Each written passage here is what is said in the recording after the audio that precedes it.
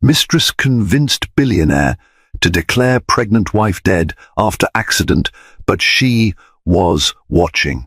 Xavier Lancaster was known throughout New York's upper circles as the visionary millionaire who had everything: wealth, charm, and a radiant wife who was pregnant with his heir. Yet, behind the scenes of his impeccable reputation, a sinister scheme was brewing. One stormy night, a deadly accident seemed to claim the life of his pregnant wife, Elizabeth. Encouraged by his cunning mistress, Claudia, Xavier publicly declared Elizabeth dead, desperate to move on with a glittering future free of obligations. But what neither Xavier nor Claudia realized was that Elizabeth had survived, and she was watching every move they made, determined to reclaim what was hers. Rain drummed against the lofty windows of the Lancaster estate, a Gilded Age mansion nestled amid tall oaks in Westchester County. Xavier Lancaster, barely 35, reclined in his leather armchair, savoring the night's quiet. A self-made millionaire through a series of technology startups and savvy real estate investments, he represented ambition incarnate. Handsome in a clean-cut, confident way, he had always possessed the ability to command a room with little more than a smile.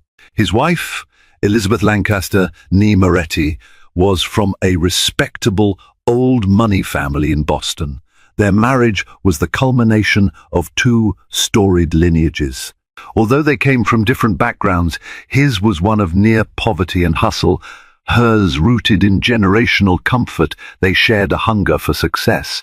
Elizabeth's refined upbringing provided her an elegance that perfectly complemented Xavier's fire. The synergy made them one of New York's most enviable couples. But behind the polished veneer lay buried secrets and private anxieties. Elizabeth was newly pregnant, just shy of her first trimester.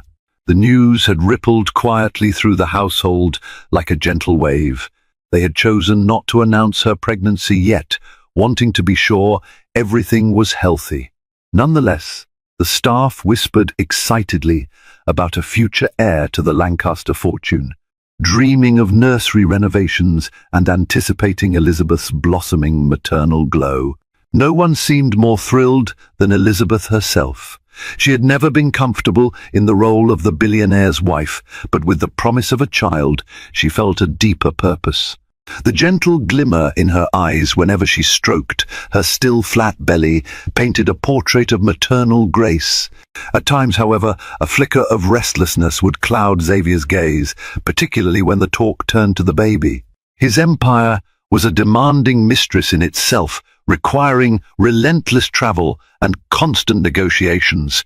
He struggled with the idea of parenthood.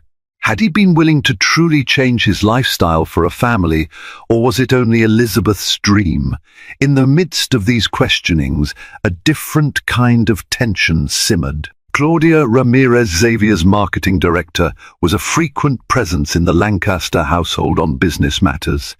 She was sharp, ambitious, and sultry in a way that attracted looks in any room. Although nothing overtly inappropriate had yet crossed the threshold, an undeniable spark crackled between them. Claudia and Xavier had known each other for 3 years.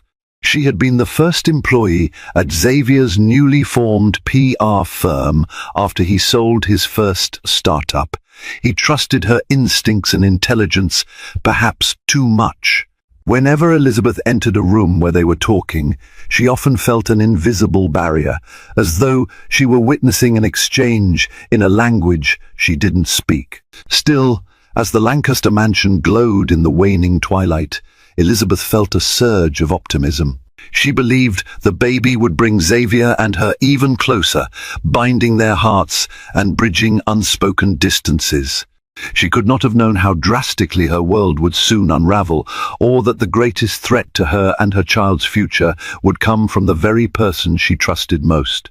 The next morning, Elizabeth awoke to find Xavier gone yet again before sunrise. A quick glance at her phone confirmed an abrupt business trip had called him to Chicago. His text message was terse and apologetic, though Elizabeth sensed something else beneath his excuses for leaving. She tried not to dwell on her growing unease. Later that day, she found herself wandering through the halls, noticing small details of the house that had once felt like home.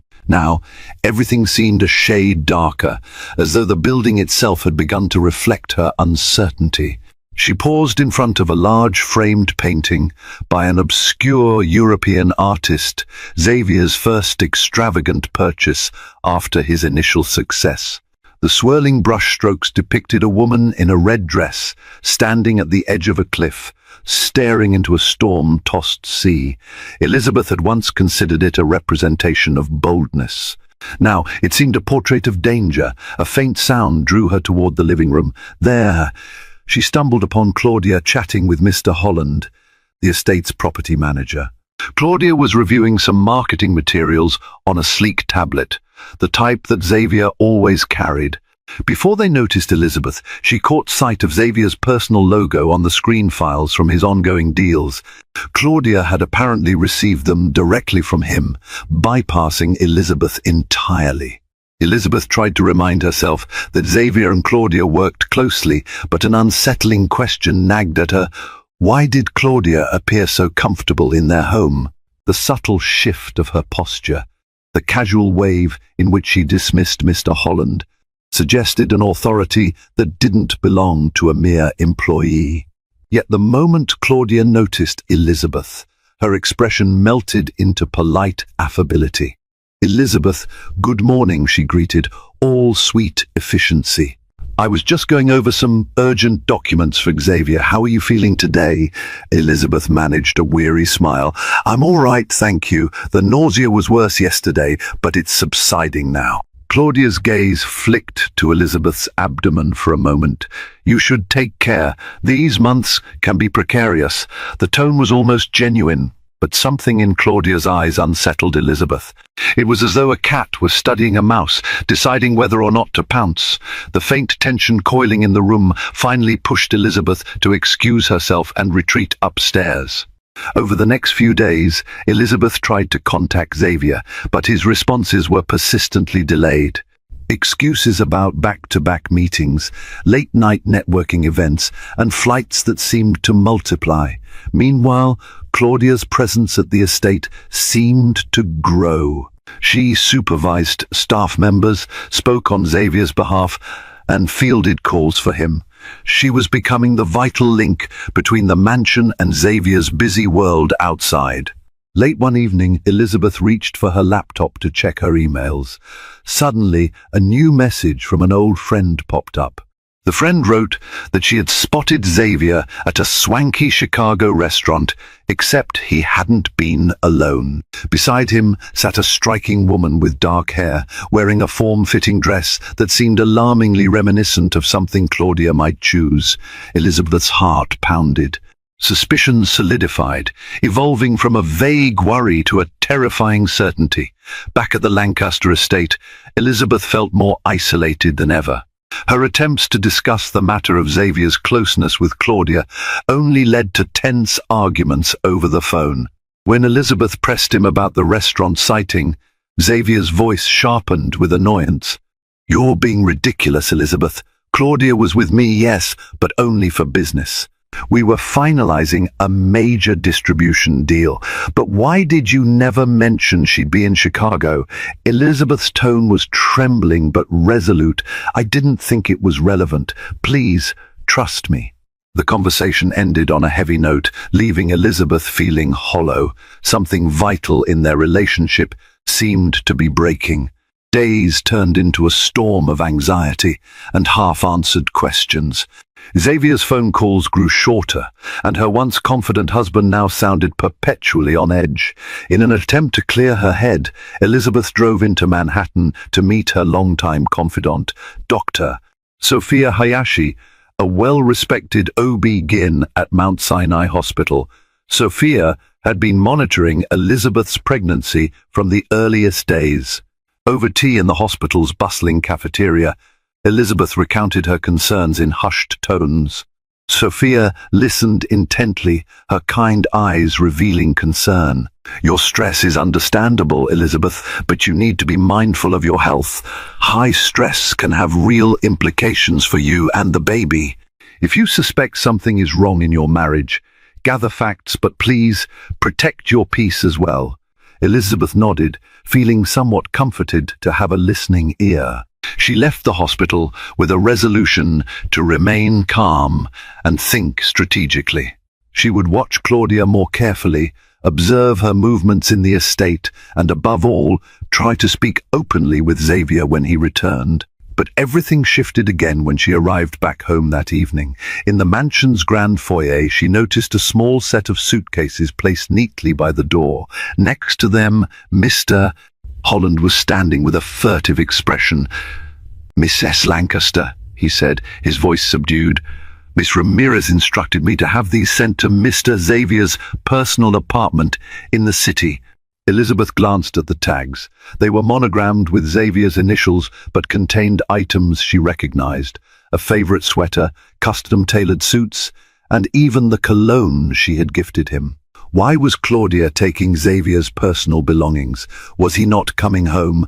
Elizabeth's mind raced. She called Xavier's phone, but once again it went straight to voicemail.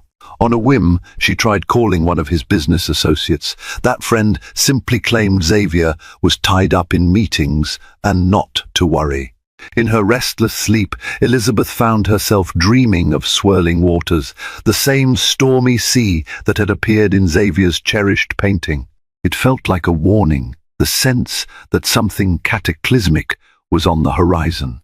What she did not realize was that, behind closed doors, Claudia was whispering poison into Xavier's ear, sowing seeds of doubt about Elizabeth's devotion, about the pregnancy itself, about whether Elizabeth was truly the person Xavier needed by his side. 2 weeks passed without Xavier setting foot in the estate. To the outside world, he was simply engrossed in deals, but to Elizabeth, it felt like an intentional distancing. Then came the night that would change her life forever. A severe rainstorm pelted New York with an intensity not seen in years. Flood warnings scrolled across television screens. Winds howled through the night. Despite the weather, Elizabeth had an urgent need to see Xavier and resolve the growing crisis in their marriage. She discovered he was at a high-profile gala in Manhattan, an event rumored to celebrate a new philanthropic partnership with a major tech giant. Someone like Bill Gates or Warren Buffett might even have been there, though the details were fuzzy. Elizabeth decided to drive there herself, ignoring the staff's concerns about the storm. She navigated the slick roads, wipers thrashing against the windshield. The city's neon lights blurred in the downpour, giving the drive an otherworldly atmosphere. All the while, her anxiety was a static buzz in her mind. Would she find Xavier with Claudia? What would she say? Could she fix this fracturing marriage before it was too late? Halfway down a desolate stretch of highway, a blinding flash of lightning illuminated something lying in the road. Elizabeth swerved to avoid it, her tires losing traction on the rain-soaked pavement. The car veered into a spin, smashing through the guardrail. She felt the vehicle tumble, metal screeching, glass shattering, and then a sudden, horrifying silence as she plummeted into a wooded embankment. Dazed, Elizabeth's vision blurred. Her body was pinned by twisted metal, and an acute pain seared through her abdomen. In that moment, fear for her unborn child overshadowed even her own terror. The storm hammered her motionless car, water sloshing into the shattered windows. She fumbled for her phone, only to realize it was gone. Hours seemed to pass, though it might have been minutes. Miraculously, a passing driver saw the destroyed guardrail and called for help. Medics arrived, carefully extracting Elizabeth from the wreckage. Through excruciating pain, she clung to consciousness long enough to see the paramedics glance at each other grimly as they transferred her onto a stretcher. "Try to stay with us," one of them said. We're taking you to the nearest hospital. That was the last thing Elizabeth remembered before everything went black. Meanwhile, the news spread swiftly, from highway patrol to hospital staff to frantic phone calls. By the time the clock struck 3 in the morning, Xavier had been notified. Yet, under the spell of Claudia's manipulations, his reaction was eerily muted. The man who once claimed to love Elizabeth beyond reason was now weighed down by complex emotions: duty, fear, guilt, or perhaps a darker relief. Somewhere in a dimly lit suite in Manhattan, Claudia's eyes glimmered with an unspoken opportunity. If Elizabeth and her unborn child were truly out of the picture, then nothing would stand in the way of Claudia's ambitions. She placed a delicate hand on Xavier's shoulder. "We should go to the hospital," she murmured. "But remember, sometimes these tragedies happen for a reason." At the hospital, the atmosphere was frantic. Surgeons worked feverishly to stabilize Elizabeth. She had suffered severe head trauma, internal bleeding, and multiple fractures. Yet, amidst this grim reality, her baby's heartbeat, though faint, still pulsed on the fetal monitor. Xavier arrived in the early morning, accompanied by Claudia. The staff, recognizing him, ushered him into a private consultation with Dr. Warner, the lead surgeon. Dr. Warner explained the severity of Elizabeth's condition. She was in a coma, and it was unclear if or when she would regain consciousness. The unborn child's health hung in the balance. Xavier's face paled, but before he could fully process the enormity of the situation, Claudia took charge. With a calculated voice, she asked, "Doctor, in cases like this, how often do the mothers pull through?" Dr. Warner frowned. "We've seen miraculous recoveries, but the odds are uncertain. It could be days, weeks, or months.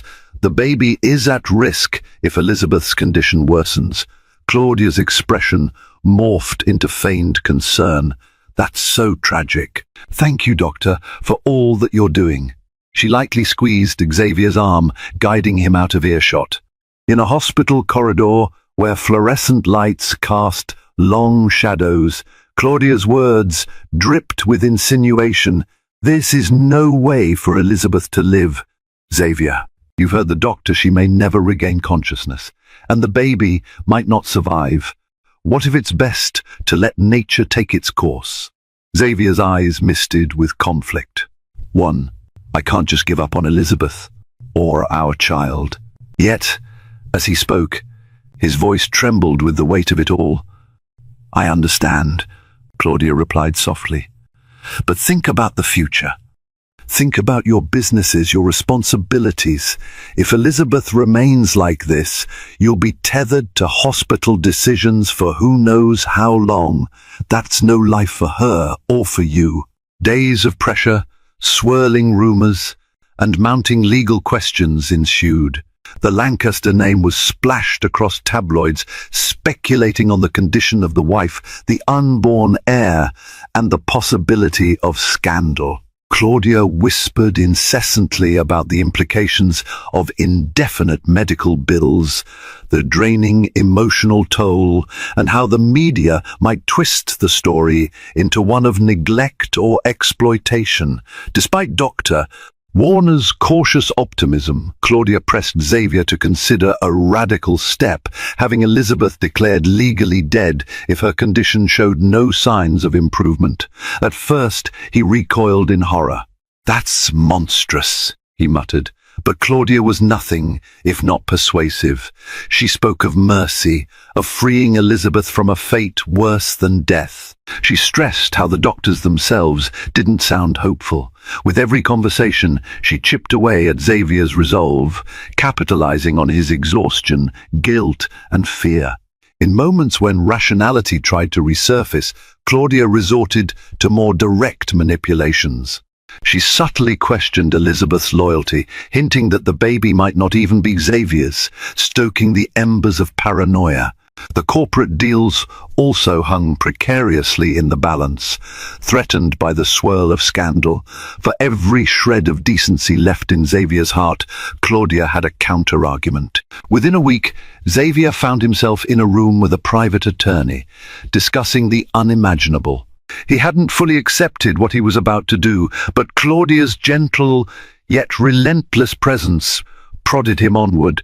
He was no longer certain if it was his decision or hers, and so he signed papers that would forever change his life, the beginning of the process to declare his comatose wife legally deceased. Unbeknownst to everyone, Elizabeth woke, if only for brief intervals.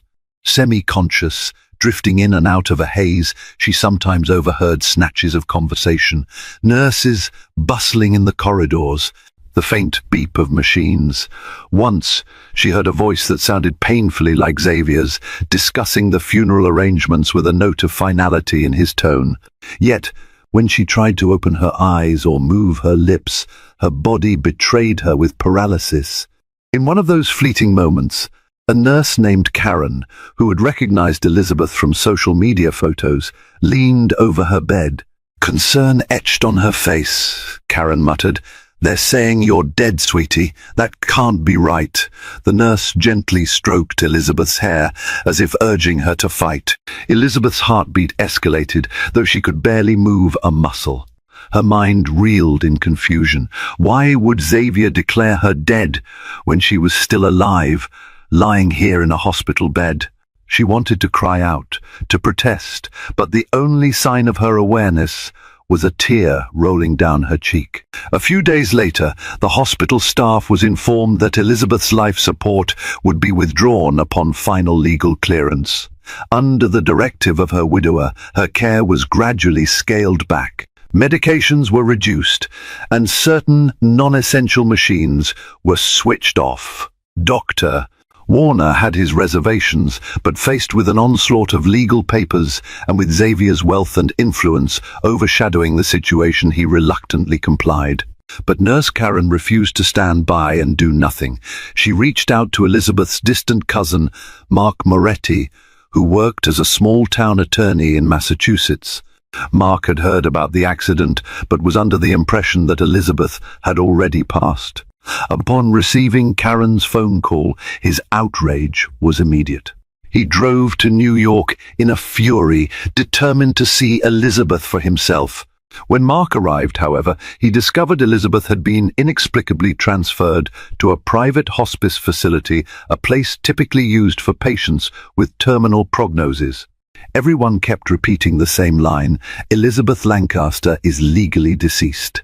It was as though an official stamp had been pressed on her life, and no one dared question it. With dogged persistence, Mark demanded answers.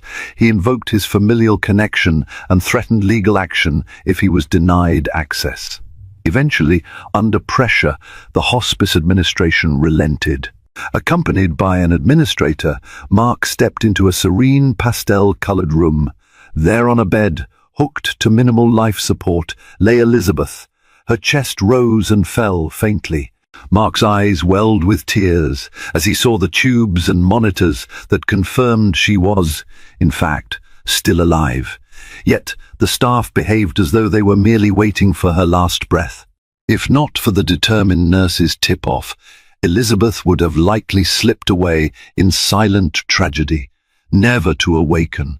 In those quiet hours, with the wind rustling outside the window, Elizabeth dreamed. She dreamed of betrayals, whispered conversations, and the vow she had made to protect her child. Though trapped in a limbo of half-consciousness, her spirit, like a candle flame, refused to go out. Across town, life had carried on for Xavier and Claudia, though it was far from tranquil. Officially, Xavier presented himself as a grieving widower, stoic in the face of reporters seeking a statement on Elizabeth's supposed death. Claudia, ever the calculated strategist, organized a private memorial ceremony, a quiet affair, just enough to quell public curiosity, but not so grand as to invite deeper scrutiny. This memorial took place in a discreet chapel, where a small circle of acquaintances, business associates, and loyal staff attended out of obligation or sympathy. No casket was displayed, only a large gilded photo of Elizabeth. During the brief eulogy, Xavier's voice betrayed an edge of guilt, though he masked it as sorrow. Claudia stood by him, her eyes moist enough to appear suitably mournful. Privately, however, Claudia revelled in her newfound position. Freed from the moral weight of having Elizabeth physically present, she moved openly into Xavier's penthouse. She redecorated the living space in her own style, sleek white furniture, modern art, and minimalistic lines, replacing any trace of Elizabeth's influence. She took on the role of hostess at Xavier's dinner parties, forging alliances with power brokers who might bolster Xavier's next round of ventures, but trouble brewed beneath the surface. For one thing, Xavier was not the puppet Claudia hoped he would be. Yes, he'd been manipulated into declaring Elizabeth dead, but the enormity of that act gnawed at him. Late at night, he paced the penthouse halls, haunted by memories. Sometimes he pictured Elizabeth's smile, the way she touched her abdomen in anticipation of their child. The guilt assaulted him with a force that no brandy or sleeping pill could subdue. Claudia sensed his turmoil and tried various tactics to distract or placate him. She whispered seductive promises about their future, painting visions of exotic vacations and philanthropic galas that would cement their status as the city's power couple.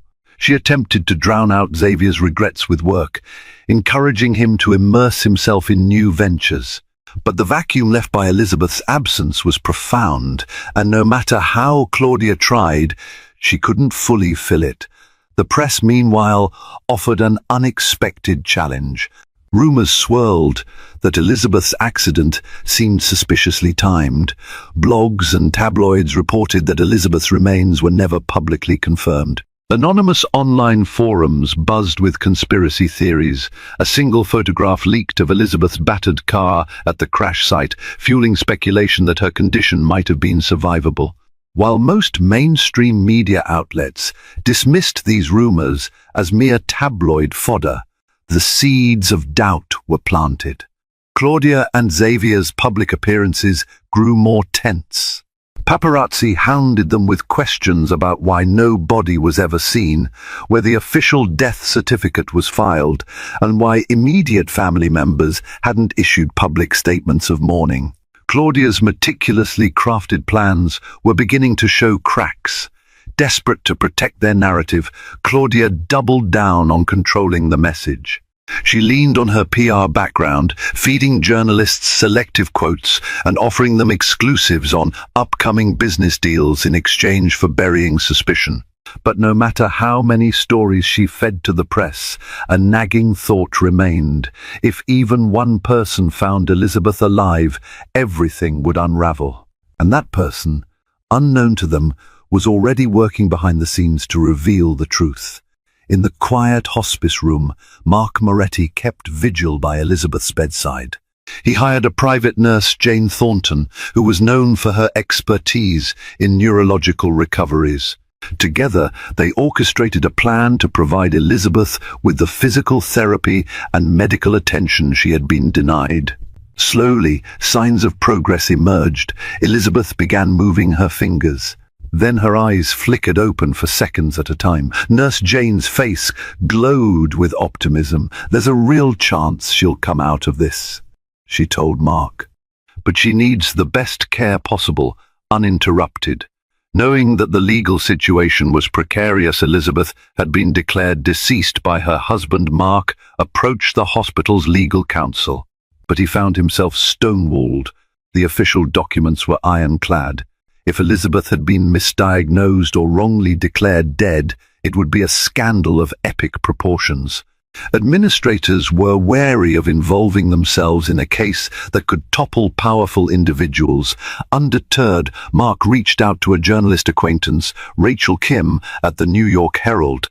Initially, Rachel was skeptical. "You're telling me the late Elizabeth Lancaster, the pregnant wife of a millionaire is still alive in a hospice, and her husband declared her dead anyway? Her tone carried disbelief. Yes, Mark insisted, and I have proof medical records showing she's still on minimal life support. I can get you access if you come quietly. Rachel, sensing a bombshell, agreed to investigate. Late at night, she snuck into the hospice with Mark, wearing a discreet hoodie and carrying nothing but a small camera. What she witnessed in that private room shook her to the core. Elizabeth Lancaster, fragile but undeniably alive, her belly still slightly rounded with pregnancy. With trembling hands, Rachel snapped photographs. She recorded Nurse Jane's statement. "This patient is very much alive. She's responding to stimulus." The shocking evidence contradicted the official narrative. Rachel knew she sat on a career-defining scoop, but also a story so big that it could jeopardize her own safety if powerful forces tried to bury it. Meanwhile, behind closed doors, Mark prepared to challenge Elizabeth's death certificate in court. Armed with the new evidence, he filed an emergency motion, claiming that Elizabeth was in fact alive and that the legal declaration of her death had been fraudulent. If the court recognized his argument, it would trigger a massive legal showdown with Xavier Lancaster. As Mark's motions inched through the system, the first real glimmer of hope ignited. Each day, Elizabeth grew a little stronger. Her eyelids fluttered more frequently. Her hand sometimes gripped Mark's. Once, late in the evening, Nurse Jane gasped as Elizabeth's lips parted to murmur a barely audible word, "baby." For the first time since the accident, it felt as though Elizabeth was fighting her way back, driven by maternal instincts and an unyielding will. The documents labeling her deceased might have fooled the city, but they had not fooled her body or spirit. A mother's love, after all, can be a powerful force capable of transcending even the darkest betrayals. While Elizabeth waged her silent battle for survival, Xavier's world began to crumble. Whispers reached him that someone had challenged Elizabeth's death certificate. He tried to brush it off as a sick hoax, possibly orchestrated by unscrupulous lawyers looking for a payout. Yet, the rumors refused to die. The tension between Claudia and Xavier escalated. The once intoxicating infatuation that united them had cooled, replaced by constant bickering. Each new mention of Elizabeth's name in the media triggered an argument. "Why is this story popping up again?" Claudia snapped one morning, hurling a tabloid onto the kitchen table. The headline blared, "Is Elizabeth Lancaster really dead?" Xavier massaged his temples. The guilt he had managed to bury was resurfacing with a vengeance. "Maybe we made a mistake," he muttered, staring at the headline. "If there's any chance she's alive—" Claudia interrupted, eyes wild with fear. "Don't even think about it. We followed the legal and medical advice. You heard the doctors say her chances were slim. We were told it was hopeless." Her voice quivered, betraying her desperation to maintain control. In the corridors of power, certain business associates began to distance themselves from Xavier. They feared the scandal might tarnish their own reputations. Deals that were once sealed without question suddenly fell through, and investors pulled out.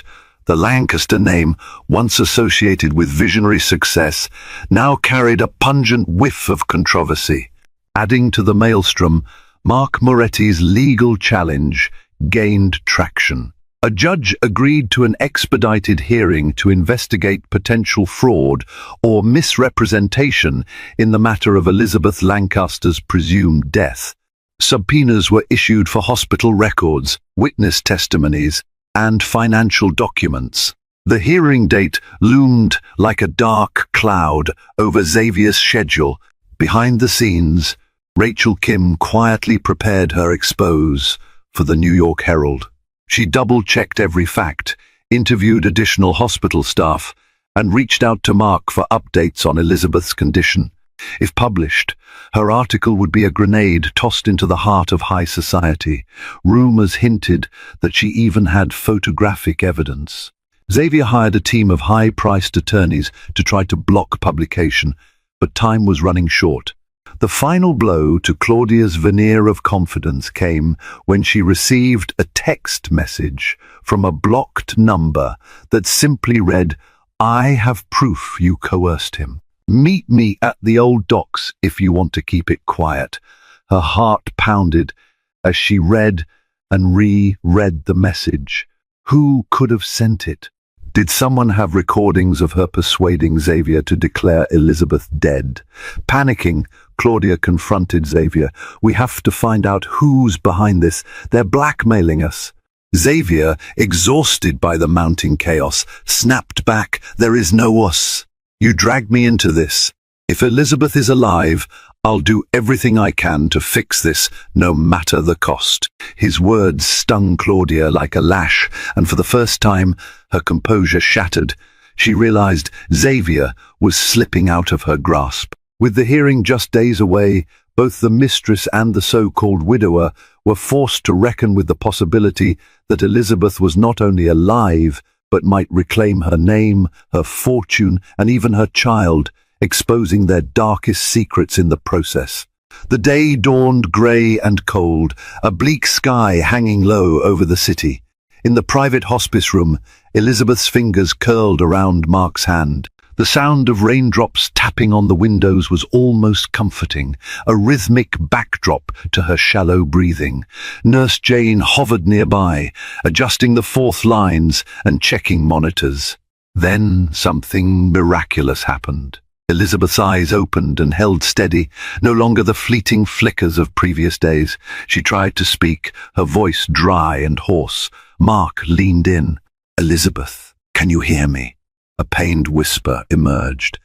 "Xavier, baby." Tears welled in Mark's eyes. "You're safe," he reassured her. "I'm here. We're taking care of you. Don't try to rush anything." Despite her weakened state, Elizabeth's gaze sharpened with an urgency Mark recognized. She clutched at his sleeve, her lips trembling as she forced out her next words. "He declared me dead." "Why?" Mark gently explained what had happened, avoiding the most distressing details. He told her about Claudia's influence, about the legal battle, and about how the courts were now forced to re-examine the case. Elizabeth's face contorted with a mixture of shock and heartbreak. "Why would he do that?" she finally asked, tears slipping down her cheeks. Words failed Mark. He could only hug her gently. Nurse Jane stepped forward to remind them that Elizabeth needed to rest, but Elizabeth insisted on more answers. Her baby, was it still alive? Was she still pregnant? Nurse Jane gave a comforting smile. "Your baby has been a fighter, just like you. From the tests we've conducted, the heartbeat is steady, but we need to do more comprehensive scans." Relief coursed through Elizabeth, mingling with fury and confusion. She vowed that once she recovered, she would uncover every sordid detail of how her own husband had written her off for dead. For the sake of her child, she would see justice done. Although her body was frail, Elizabeth's spirit surged with renewed strength. She spent the next few days in a whirlwind of medical evaluations. Specialists were brought in, including Dr. Sophia Hayashi, who had been her original OB-GYN. After thoroughly examining Elizabeth, Sophia confirmed that while the pregnancy remained high risk, there was still hope for a healthy outcome if Elizabeth continued to recover. Outside the hospice walls, Mark worked tirelessly with his legal team, updating the court on Elizabeth's improving condition. The media caught wind of this stunning development, and rumors exploded. The woman once mourned as dead was, by all reports, alive. Public opinion veered from sympathy for Xavier to outrage at the potential conspiracy. Claudia's name trended on social media, with whispers that she had orchestrated the entire fiasco. As Elizabeth regained the ability to sit up, speak more clearly, and even take a few steps with assistance, she felt a surge of maternal resolve. She knew that no matter how complicated the coming fight might be, she was determined to face it head-on. What she didn't know was just how far Claudia would go to keep the truth buried and how dangerous the final showdown could be for everyone involved. The marble steps of the New York Supreme Court were swarmed with reporters and flashing cameras. Rain threatened to fall from the heavy sky, casting a gloomy haze over the city. Tension buzzed in the air as journalists murmured. Cameramen adjusted their tripods and legal spectators jockeyed for seats. Everyone was there for one reason: to witness the unbelievable showdown of a woman once declared dead, now very much alive. Inside the grand courtroom, polished wood gleamed under the soft lighting. Rows of pew-like benches were packed with observers and media representatives. The courtroom doors creaked open and Xavier Lancaster entered, flanked by 3 attorneys. He looked tired, a shadow of the charismatic millionaire the public once adored. His navy suit was perfectly pressed, but his eyes were bloodshot, his face pale. As he walked to his seat, cameras clicked rapidly outside the courtroom window panes. Moments later, Claudia Ramirez entered from a separate side door, wearing an elegant black suit dress and oversized sunglasses. Her jaw was clenched tight, her usual confident smirk replaced with a hard, unreadable line. Whispers spread as her name was murmured in disgust. She avoided eye contact with everyone and slid silently into her chair behind her legal team. Then came the moment that silenced the room. Elizabeth Lancaster entered, her presence stopping all movement. Seated in a wheelchair, pushed gently by Nurse Jane, she wore a flowing pale blue maternity dress that draped softly over her baby bump. Though her body still bore the fragility of recovery bruises, faintly visible on her arms, a thinness around her cheeks, her expression was calm and defiant. Her dark hair was pinned neatly back, and her eyes, alert and unwavering, scanned the room. Behind her, Mark Moretti walked closely, offering strength without speaking a word. Gasps filled the courtroom. "She's alive," someone whispered audibly. Even the judge, Honorable Julia Park, looked momentarily stunned before quickly collecting herself. She banged her gavel for silence. "We are here today," Judge Park began, her tone crisp, "to review the legal declaration of death filed for Miss S. Elizabeth Lancaster, and to determine whether that declaration was made in error or under circumstances of fraud and coercion." One by one, key witnesses were called. Nurse Karen gave a powerful testimony about Elizabeth's vital signs after the accident and her repeated protests when life support was quietly scaled back. Dr. Warner, the attending physician, admitted uncomfortably that while the prognosis was grim, Elizabeth was never officially brain dead. Then came the recorded audio played aloud by Mark Moretti, with permission from the court. Claudia's voice echoed in the courtroom, cold and calculating. "If you want to move on with your life, let them pull the plug. Consider her dead and be done with it." The silence that followed was deafening. Xavier was called to the stand next. He looked visibly shaken. I thought I was doing the right thing," he stammered. "I believed the doctors." Claudia said there was no hope. "I didn't know, but you made no attempt to wait. You didn't consult her family. You didn't allow time." "Why?" Mark's voice was sharp. Xavier looked down, his voice barely audible. "Because I was tired, and I let someone else convince me what was easiest was what was right. Then Claudia was called to testify." She removed her sunglasses slowly, revealing tired, bloodshot eyes. Her voice was tight, defensive. "I did not force Xavier to do anything. I merely supported his decision based on what doctors advised." "You were also living in his penthouse 3 days after the accident. How do you explain that?" Mark asked, cool and steady. Claudia's eyes flared. "We were grieving confused. It wasn't what it looked like." Mark presented emails, timestamps and text messages, ones that painted a far different picture. Claudia had not only encouraged Xavier to declare Elizabeth dead, she had actively worked behind the scenes to expedite the process. The judge leaned forward. "Miss Ramirez, you will refrain from further comments." This court has reason to believe you may have manipulated a vulnerable man into making a life-altering, possibly criminal decision. When the gavel finally struck at the end of the session, Judge Park's voice echoed across the courtroom. It is the ruling of this court that the declaration of death for Elizabeth Lancaster is null and void. Furthermore, I am ordering an immediate investigation into the actions taken by Claudia Ramirez and any participating parties. Outside the courthouse, reporters rushed to capture Elizabeth's first steps back into the world. She paused briefly, looking out at the sea of cameras. Her voice was soft but steady as she said, "I was silenced, nearly erased, but I'm here now, and I intend to protect myself and my child." Xavier watched her from afar, emotion raw on his face. Claudia stood frozen, knowing the empire she tried to steal had just slipped through her fingers, exposed, dismantled, and burned under the spotlight of truth. During the recess, Elizabeth sat in a private waiting room, her nerves frayed. She glanced at her reflection in a large mirror, scarcely recognizing the bruised, frail woman staring back. Yet, behind the physical wear and tear, a fierce determination shone in her eyes. Mark sat beside her, hand on her shoulder. "No matter what happens next, you've already won the most important battle. You're alive. Your baby is alive." She smiled faintly, eyes welling with tears. Though she had dreaded confronting Xavier, she knew it was necessary.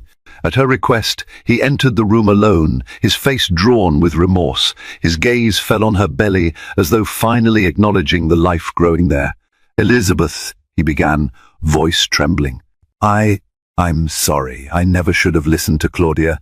But the doctors said..." She cut him off. "Don't you dare place all the blame on the doctors. You declared me dead, Xavier. You turned your back on me." Anger and pain collided in her voice. She placed a protective hand over her abdomen. "You nearly cost our child its life." Tears welled in Xavier's eyes. "I was weak, confused. That's no excuse, I know. But I swear, if I'd known there was even a glimmer of hope, I never would have." He trailed off, unable to finish. A long silence passed, thick with regret and unspoken accusations. Elizabeth finally broke it. "I'm going to focus on my recovery and on our child. If there's any chance of forgiveness, Xavier, you'll have to earn it by proving you can put our child's well-being first." Xavier nodded, tears sliding down his cheeks. In that moment, the weight of his betrayal pressed down on him more heavily than ever. When the court reconvened, Judge Park wasted little time delivering her decision. The declaration of Elizabeth Lancaster's death was overturned, effective immediately. The judge found that the documents were filed under extremely questionable circumstances, influenced by Claudia's manipulations and Xavier's neglect of due diligence. A separate inquiry was recommended to investigate any criminal wrongdoing, including conspiracy to commit fraud and potential endangerment of Elizabeth's welfare. Claudia's expression froze in shock. Her attorneys whispered frantically as the judge's words sealed her fate. She faced the very real possibility of charges that could lead to prison time. Outside the courthouse, reporters and onlookers surged forward, clamoring for a statement from the woman who had returned from the dead. Elizabeth, supported by Mark on one side and Nurse Jane on the other, gave a brief remark. "I am grateful to be alive and for the support I've received. I ask for privacy as I focus on my recovery and the health of my unborn child." Camera bulbs flashed, capturing the image of a fragile yet triumphant Elizabeth. In the background, Xavier looked on with a torn expression, relief that Elizabeth was alive, shame for his role in nearly destroying her, and a faint hope that, somehow, he might find redemption. For Claudia, there was no solace. Surrounded by photographers, she kept her head down, her once carefully curated persona shattered. She had underestimated the resilience of a woman's will to live, the power of familial love, and the potent sting of truth. Months later, Elizabeth reclined in a sunlit reading nook, gently caressing her now prominent baby bump. The doctors had placed her on bed rest for the final stages of her high-risk pregnancy, but her spirit was high. She was regaining her strength physically and emotionally. With each passing day, she felt the life inside her growing stronger, reminding her of a future that had nearly been stolen. Xavier had moved back to the estate temporarily, at Elizabeth's cautious invitation. He slept in a guest wing, far from her private suite, but she allowed him some involvement in prenatal appointments. Their conversations were polite but guarded. Trust, as they both knew, would not be easily rebuilt. In the aftermath of the court case, Claudia's reputation was left in tatters. Indicted on charges of fraud and conspiracy, she spent her days embroiled in legal battles. Most of Xavier's business associates cut ties with her immediately, and she found herself largely abandoned by the high society circles she once courted. A once rising star in PR, she now saw every door slammed shut. Elizabeth had declined to press additional charges for emotional distress, prioritizing her recovery over vengeance. Still, civil suits were likely, given the harm done. Mark continued to serve as Elizabeth's legal champion, ensuring that no further manipulations would threaten her or her unborn child. Nurse Jane remained a trusted caregiver, monitoring Elizabeth's health as she inched closer to her due date. As for the media frenzy, it finally began to subside, replaced by newer scandals and headlines. Rachel Kim's expose in the New York Herald had garnered awards for investigative journalism, shining a spotlight on medical malpractice and the ease with which legal documents could be manipulated by those with power and money. The article also praised the unwavering determination of Elizabeth and her supporters. One crisp morning, Elizabeth received a letter from an unlikely source, Xavier's mother, Eloise Lancaster, who had been traveling abroad. Eloise wrote of her shock and sorrow upon hearing the news, apologizing for not being there during Elizabeth's darkest hour. She expressed relief that Elizabeth was still alive, regret for Xavier's actions, and a fervent hope for reconciliation.